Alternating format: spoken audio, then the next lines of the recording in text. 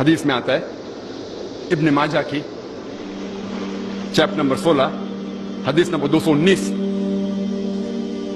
جو اللہ کے رسول کہتے ہیں یا ابو در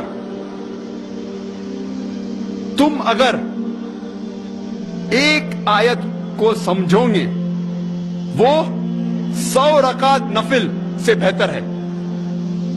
اللہ کے رسول فرماتے یا ابو در تم اگر ایک قرآن کی آیت کو سمجھو گے وہ 100 رکعت صلاح نوافل صلاح سے بہتر ہے. اور ایک رکعت میں کم از کم سورہ فاتحہ تو پڑھنا چاہیے آپ کو.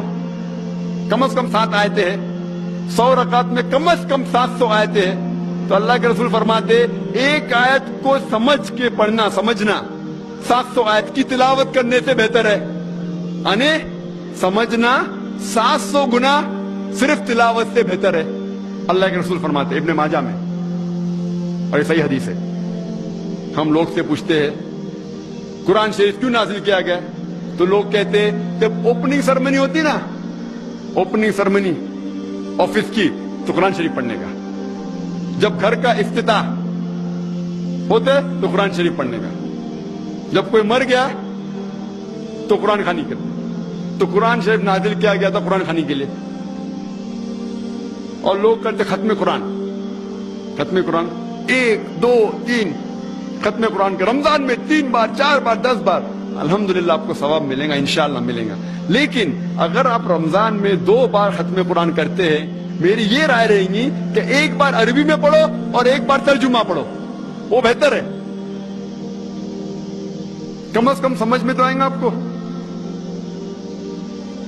اور اگر آپ چاہتے ہیں کہ اوپننگ سرمنی میں قرآن خوانی ہو یا افتتاح ہو گھر کا تو قرآن خوانی ہو کوئی مر جاتا قرآن خوانی. میں کوئی قرآن کی آیت میں صحیح حدیث میں نہیں جانتا ہوں کہ محمد صلی اللہ علیہ وسلم یا صحابہ کوئی مر جاتا تو قرآن پڑھتے تھے یا کوئی افتتاح کے لیے قرآن پڑھتے تھے.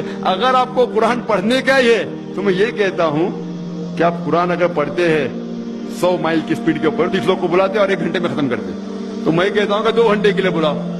عربی بھی پڑھو ترجمہ بھی پڑھو. نہیں تو 30 کے بدلے 60 لوگ کو بلاؤ.